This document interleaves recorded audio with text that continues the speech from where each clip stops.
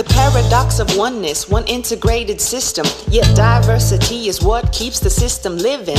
We will not know peace until we celebrate the differences. No hierarchy in God's kingdom, neither no supremacist. All people, all equal, so basic, so simple. One day the world will wake and we will all surrender. Give up the guns for the power of love. No, we're never giving up till we see the rising sun and move as one. Reparations for the past hurt, one. Decolonization of the whole world, one. Healing up the generations, walk as one. One love, many nations move as one. Welcome everyone. This is Nick Oriave Hallencrane, your host. Welcome to Decolonizing the Way. Glad to be here. Glad to have everybody listening, wherever you're listening from. Welcome. Whatever nations you come from, welcome. Glad to be here. Glad to be here another week. It's been a while since I've gotten to post a podcast.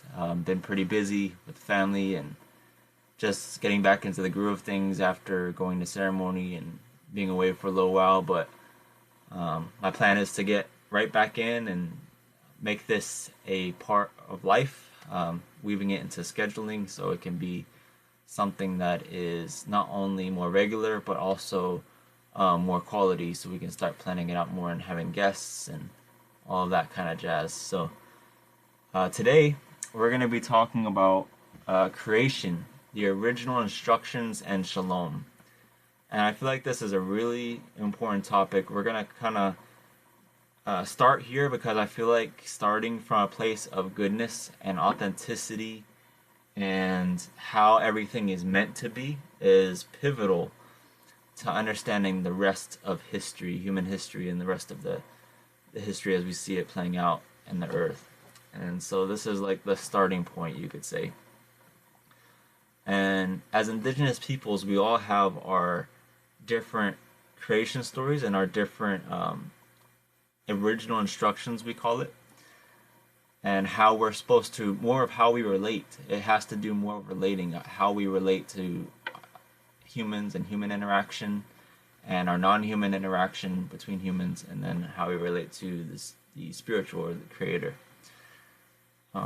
So I just want to start out talking about something called the Brehon laws. And I don't know how many of you have heard of the Brehon laws before, but there's a woman named Molly Larkin. She wrote a book that I actually read in the past. The Wind is My Mother, I believe it is. I forget the exact title, but she has an online blog, and in this blog she relates how she goes to visit her friend of hers in Dublin, Ireland. And while she's there, she tells about how there were actually football riots taking place in the rest of Europe. And they were, I don't know the exact details, but the only place that it wasn't happening was Ireland. And her host, when her host was talking about it, her host basically said that the reason that it wasn't happening in Ireland was because of something called the Brehon laws. And the Brehon laws were basically put in place by the ancestors of the Irish people, who we now call the Celts, which are actually, Celts is just a broad term for a broad group of tribal nations that collectively was known as the Celts in our modern day English. And Molly would then research. She actually got really interested in it because, of course, she learned a lot from the indigenous peoples to the Western Hemisphere. And she came to find out that these indigenous Brehon laws to what is now Ireland have over 3,000 years of history until the English rule came in the 17th century to stamp it out. And much of it, however, remains in the Irish culture. It's not like in law necessarily, in books or anything, or in, Irish law on the top level, but it's there in terms of the people. They adhere to these cultural norms that were inherent in the Brehon laws. And in these laws, there was an emphasis on honor. A person's word is meaningful and binding, whereas in the West, of course, paper agreements are needed because you can't trust a person's word. But in a lot of indigenous societies, written contracts are only as good as the paper that they're written on, right? And we see this all the time. Paper contracts are broken all the time. And of course, so are verbal contracts. There's no place in honor so much in Western society, and also in these Brehon laws, there's a respect for the earth. And it is said that there are more ancient archaeological sites and passage graves in Ireland than the rest of Europe combined, which is an astronomical thing to think about. So the Irish seem to have kind of created this little niche in history, kind of had in more insular communities where they could preserve some of these norms. And also inherent was the respect and dignity for women.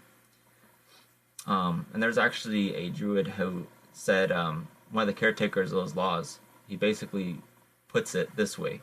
He says, common law, which is the laws that were brought by the English when they colonized Ireland, common law places material objects like property, goods, man-made objects basically, and profits over and above living entities. Brehon law places people, life, and nature before property. And I thought that was a really powerful quote. I thought that was a really powerful statement to say that. And Melissa Nelson, in her book, Original Instructions, Indigenous Teachings for a Sustainable Future, many of you have probably read this book, she actually writes that no matter where you go on the planet, indigenous and traditional cultures regularly refer to their original instructions or first teachings given to them by their creator, earth maker, life giver, great spirit, great mystery, spirit guides. These original instructions refer to the many diverse teachings, lessons, and ethics expressed in the origin stories and oral traditions of indigenous peoples. They are the literal and metaphorical instructions passed on orally from generation to generation for how to be a good human being living in reciprocal relation with all of our seen and unseen relatives. They are natural laws that, when ignored, have natural consequences. The original instructions celebrate our interdependence and interconnection with the diversity of life and one another. They help us remember who we are, that we are all indigenous to a place not so many generations ago. They invite us to re-indigenize ourselves to our common home, Mother Earth. That is the keyhole we must sift through. It is very small, and we will have to make ourselves very small to pass through it. That's the end of the quotation. But I just thought that was a really powerful original instructions. We talk a lot about original instructions as Native peoples, and how in our contemporary society we don't really have this sense of original instructions. We just kind of are surviving in a way, even though a lot of us are thinking we're thriving when we're not. But the Hebrews also recounted their sense of the original instructions. There's a creation story recorded in the Hebrew scriptures. And I should specify that what most people call the Bible, which is just a term that means books, if you break it down, it's not an English or Western collection of writings, but Hebrew and Eastern instead. And this is important because just like many of our words in our indigenous languages to this continent have no direct equivalent, English equivalent, neither do many Hebrew words into English. And just like our diverse languages oftentimes get mistranslated into English, it is the same with the biblical narrative and its Hebrew words.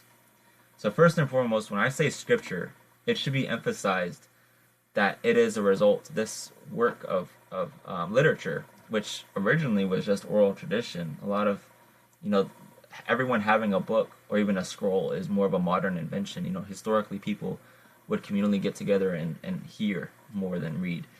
But it should be emphasized that it's a result of indigenous minds, not imperial ones.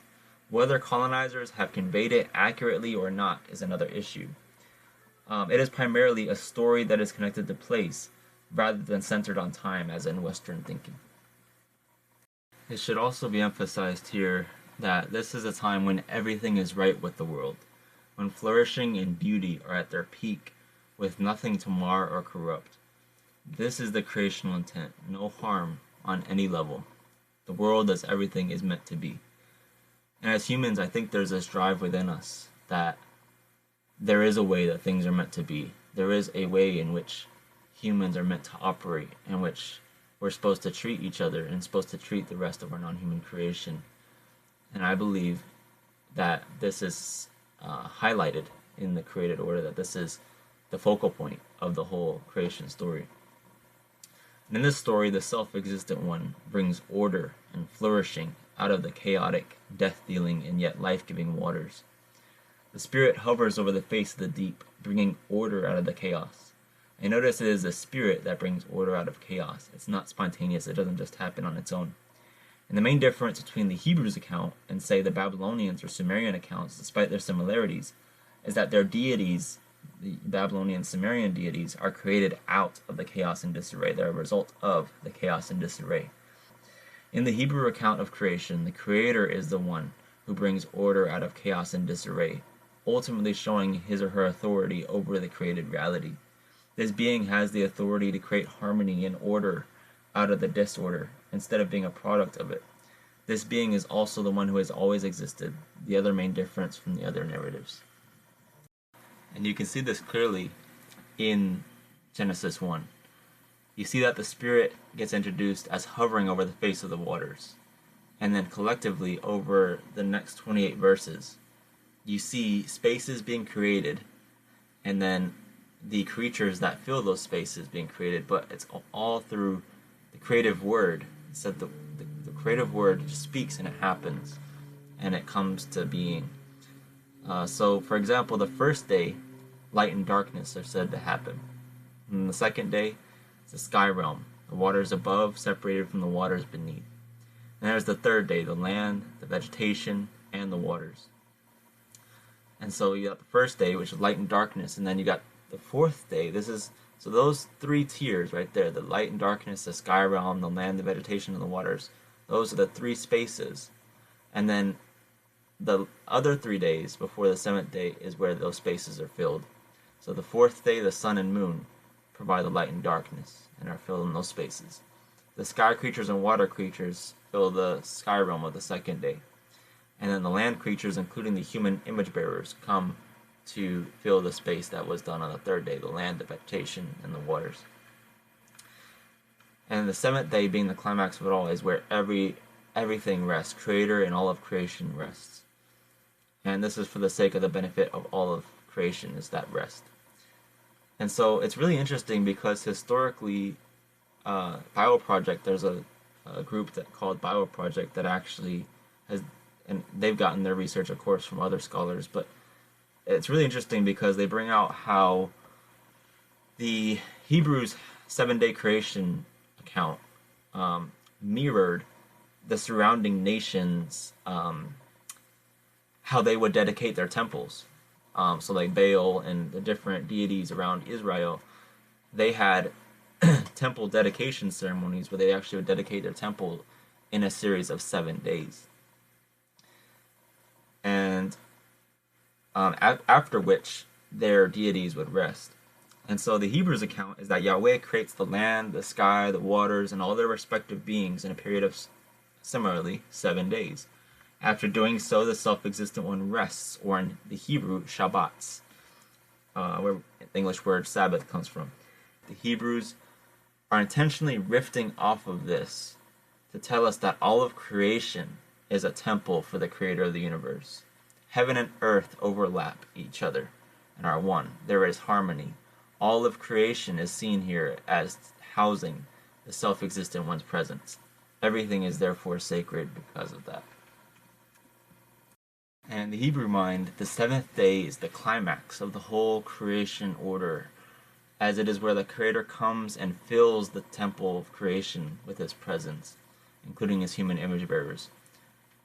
And notice also, this is really important, how 7 times every facet of creation, whether it's not only the humans, but also the land creatures, the water creatures, the sky creatures, the heavenly creatures, the sun and the moon, everything is proclaimed to be good, and the spaces that they fill, the living spirit-filled spaces, are all proclaimed to be good.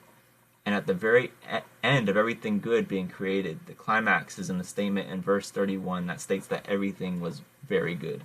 This implies that the one making everything good is Him and herself, the source of all goodness that we witness in the world.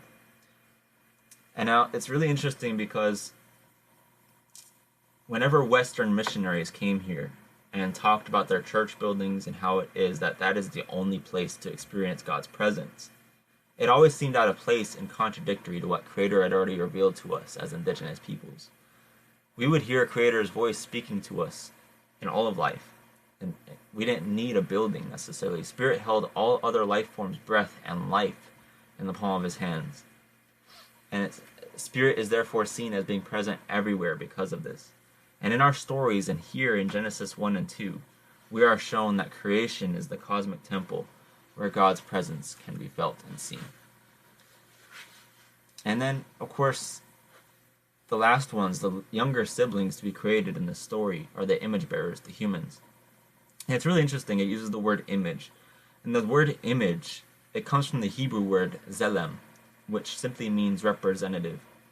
In other places in the biblical story, as the story goes forward, this same Hebrew word, zelem, is used for idol statues. Like the other land creatures, we are raised up from our mother, the earth. But humans are also distinct from the other creatures as they are given the designation of images or representatives of the Creator within the rest of creation. And human males, especially unfortunately in the Western tradition, have sought power at the expense of the female and feminine. But the record is very clear. It takes both male and female to embody the divine image. Both are created in the divine image. This can be clearly seen in the created order where it requires both a male and female to bring about life in the form of offspring. Hence, be fruitful and multiply. This inherently applies a sacred reciprocity between the male and female, where both are to be loved and cared for by the other. And because of this, all humans are image bearers. There is no room for superiority of any people group over any other. Everyone is equal, every single people. Women, men, whatever group we belong to, ethnic-wise and culturally wise, we're all equal with our different gifts as peoples and nations and genders to bring to the table. We're all children of the Creator. We, as all nations, were made to live in harmony with one another. That is the creational intent. And unfortunately, in Western society, we really have to deconstruct this. This is part of what our calling is as decolonizing the way, is to deconstruct and to basically tear down the things that are hindering the true story from being told, and then reconstruct a more authentic and beautiful picture. And unfortunately, one of these things that needs to be deconstructed is the instruction to rule over and subdue. And this has been grossly misrepresented by Western society as soon as the Roman system got a hold of it. These words have been used to oppress all other life forms in the form of hierarchical systems of greed and hierarchy. And the line of reasoning goes, humans are at the top, and specifically male humans, animals in the middle, the earth at the bottom. But the point is this is the point that they made. Humans are at the top. Everyone else and everything else is here for humans to use at our own wisdom and our own discretion. But the question has to be asked, what does it mean to rule? What does it mean to subdue? And to truly rule as Creator intends to rule is how the Creator rules. And how else does the one who designed systems of giving and receiving exercise rule? Well, in Matthew's account of the life of Yeshua, he recounts how a few of his followers, a few of this Messiah's followers, bickering about which one would have a position of authority over everyone else. When you come into your kingdom, let me sit by your right and let me sit by your left. He replies to this ambition. This is what he responds to them. He calls them all together and he says, you know that the rulers of the nations around you love to show their power over the people. Their important leaders love to use all their authority to show how much more important they are. But it should not be that way among you. If anyone wants to become great among you, they must serve the rest of you like a servant. And that comes from Matthew 20:25-26. So to rule as the Most High rules is to serve the rest of creation, to care for. In the explanation of the original account, chapter 2 of Genesis follows up with what it looks like to rule and subdue, and what it looks like to be human, therefore, in the garden. And it says this in Genesis 2:15, explaining what it means to rule and subdue. It says, Yahweh took the human and settled him in the Garden of Eden to Abad, the Hebrew word there is Abad, the land, and to Shamar. And that Hebrew word Abad, it literally means to serve, so it means to serve the land. And then the Shamar, it means to take care of. So what it's saying is Yahweh took the human, settled him in the garden to serve the land and to take care of her, to guard or protect her. The task given to us as humans, therefore, is to extend flourishing, order, and beauty into the world. It is very similar to the concepts found in many of our indigenous lifeways to this continent, where we are simply caretakers here in our respective territories, always to think about the coming generations and remembering those who have come before, who have done their part to keep our grandmother the earth in a life-giving and healing state. And in reality, everything is connected. What you do to other life forms, we do to ourselves. So in reply to the mentality of everything suffering for our benefit somehow, however, I don't even know how to explain that kind of thinking, but however separated that is, and separated from reality that is, does it really benefit us humans to destroy our mother and the life support systems around us? When in reality, we're just dependent as everyone else. So is it really in humans' benefit and our flourishing to destroy what we're reliant on? It's not. It impacts human health as well. And we are not just part of the earth, but we are the earth itself. We're made out of the same elements and minerals of the earth. What we do to ourselves, we do to all life, including other humans and the earth herself. And could it be, this is a really bold thought, but could it be that the earth actually needs us? Would it be possible for the earth to exist without us? Well, of course, the earth can exist without us. We are the younger siblings of creation. But could it be that the earth actually needs us? Humans are given the pivotal role as image bearers of making the earth flourish more than if left alone. And we'll see how that is as we listen to these accounts, that we are not here by accident or chance. We are created for a reason. We are created to bring flourishing and abundance into the world, more so than if just left to herself. And a friend of mine, Lila June, a relative, has done some extensive research on this very topic, collecting accounts from elders and knowledge keepers from different indigenous communities. And she recounts, these are a few of the stories that she collected. She talks about how she sits with elders from the Ama Mutsun Nation who told her about their ancestral practice of only having 14 trees per acre growing. They explained that all the trees are competing for life-giving sustenance and therefore need to have separate room for themselves to be able to grow strong. And nowadays you see forests that have many trees growing and crowding all around each other. And because of this, many of them are weak and malnourished. And forests like this are dying because of disease. And the conclusion that was made is that the forest actually needs humans to lightly manage the land in order for the trees and the land herself to flourish even more than if left to herself. Another account, and this is kind of a predominant indigenous thing around the world, and a lot of indigenous societies around the world have been shown to use fire in order to clear underbrush and decaying life matter, therefore putting nutrients back in the soil and letting new life flourish. This happens not only in the forest, they did this not only in the forest, but in grasslands. And as a result, a lot of new grass and new life would come, and then the non-human animals would come and eat the grass, and then, there would be more abundance in those relatives' lives as well. So everything flourished as a result of this human intervention. And the indigenous peoples in what is now called the Bauer floodplain, in what is now present-day Bolivia, they used the floodplain and the overflow of water to create canals, which were used to make holding ponds for fish. And they also used the floodplain to manage a food forest. They create a whole ecosystem, a whole biodiverse region and food system in that plain just by using what was already there and harnessing it to create more abundance. Then she also talks about how she learned from the Shawnee Nation, whose homelands are in the southeast of modern-day United States, how they actually transitioned forests roughly 3,000 years ago from mainly cedar and hemlock forests to a food forest made of mostly chestnut and black walnut trees. And they managed this for 3,000 years up until the arrival of the Euro-American settlers. So they had an abundant system that fed them while also, creating more life for those around them. And then she also talks about the Heiltsuk Nation, located in what is now called British Columbia, and how they actually created a habitat for the herring to be able to lay their eggs. It's called kelp gardening. And this enabled them to lay more eggs, which provides not just for the Heiltsuk Nation, the human people, but also the wolf, the bear, the killer whale, the salmon, and other species, other nations, including the herring themselves, who now have more surface area to bring more fish into their nation's population, so create abundance for them as well.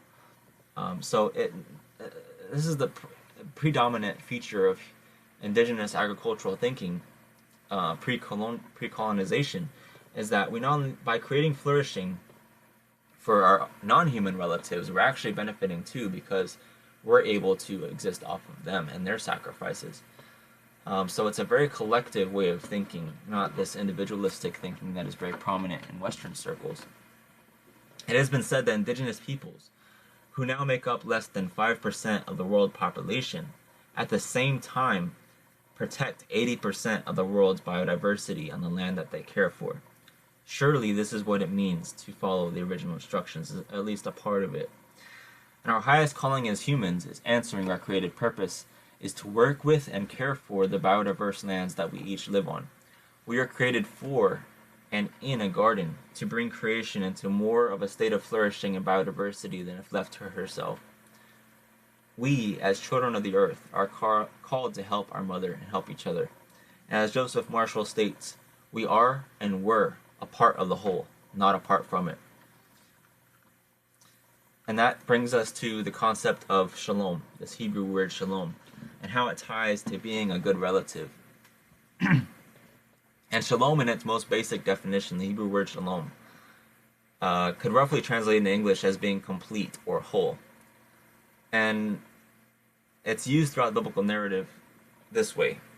If anything in the whole system, if anything in the community, if anything in your family is broken or suffering in somehow, shalom cannot be seen to be present. When one part of creation is suffering or broken, shalom is no longer present.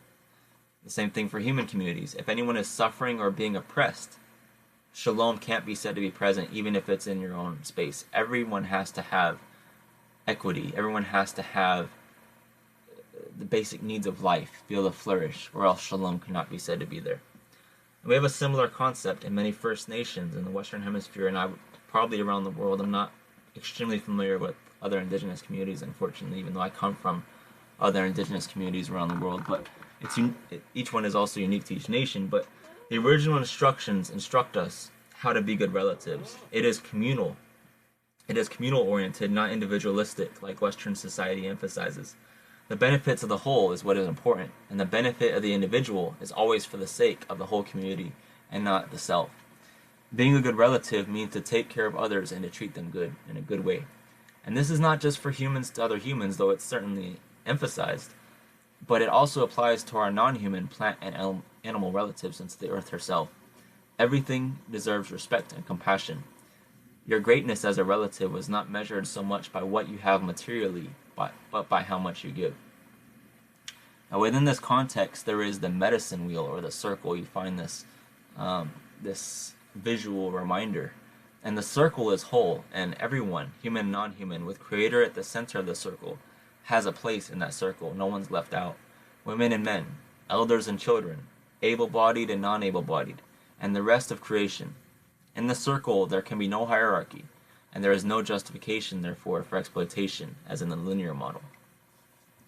And Randy Woodley expressed it really well in his book, Shalom and the Community of Creation. Highly recommend it. Shalom and the Community of Creation. He said it well when he said, in the first account of creation, each action and each result of God's action is differentiated. Not one created part is the other, nor does it become the other. Each part of creation was made unique and after its own kind, and yet each part is incomplete without the rest and the whole, and everything is being and becoming in relationship to and with each other. The writer of this creation account has given us a record of the most beautiful dance ever danced, the most engaging song ever sung, the most intimate sculpture ever made, and yet it is so much more than any of these. It is the essence of harmony and balance. The celestials regulate the balance of the terrestrials. The night dusk comes to softly compel all of creation to enter into rest, and the calm brings about refreshing coolness to the world. The advent of the day provides new life and new opportunities, like the embrace of warmth for plants, animals, and humans.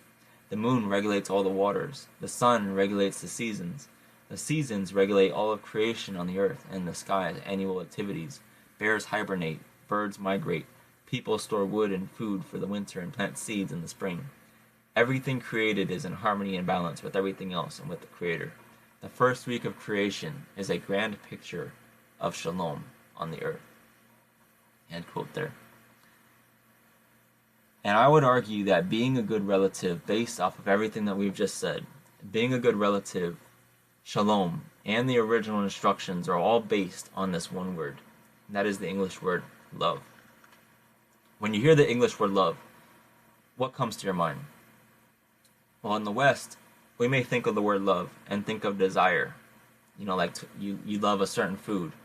Or you could use the word love and it could be about desiring someone aesthetically, right? Their body or the way they look.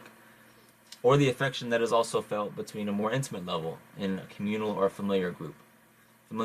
This all uses the same English word, which is love.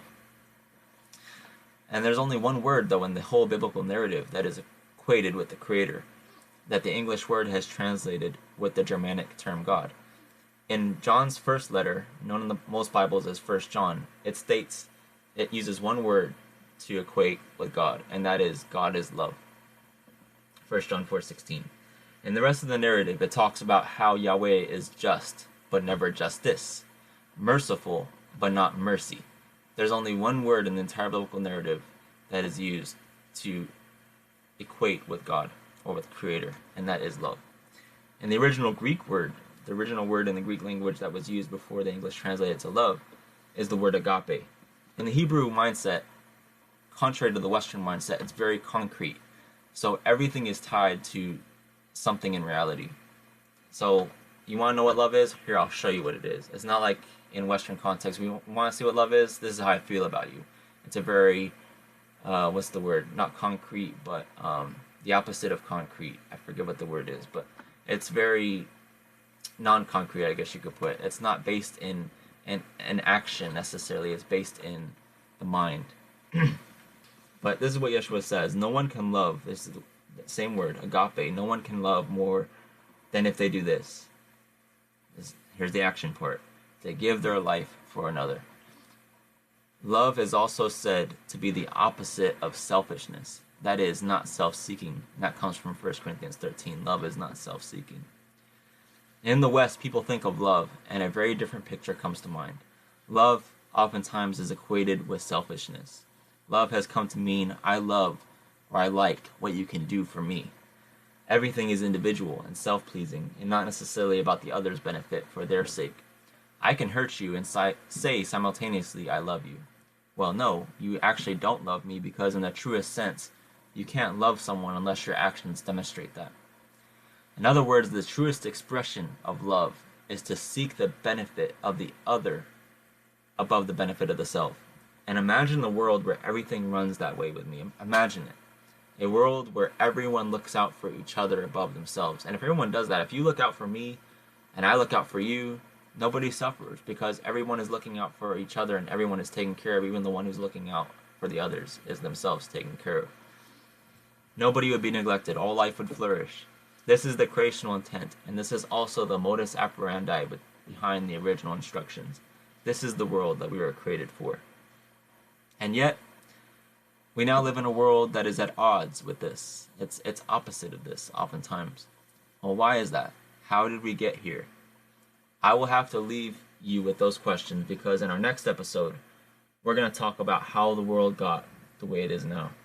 And while there are many explanations that people give for why that is, some which make sense, some which don't, some religious, some are not, I think you will find the picture that is presented in the next episode to make sense of all the answers that actually correlate with reality. And I look forward to you joining me. If you have any thoughts, any questions, feel free to touch base. We have an Instagram page or a Facebook page. If you have any ideas for future episodes, feel free to inbox me, private message me, let me know. I'm looking to have more guests, so if you have a recommendation on a guest that is into indigenous thinking and decolonizing and into those kind of conversations and is open to these kind of conversations, let me know. Feel free to inbox me that information as well. But yeah, hope you all are doing well. We'll talk soon, and look forward to you joining me for my next episode. Blessings, relatives. Take care.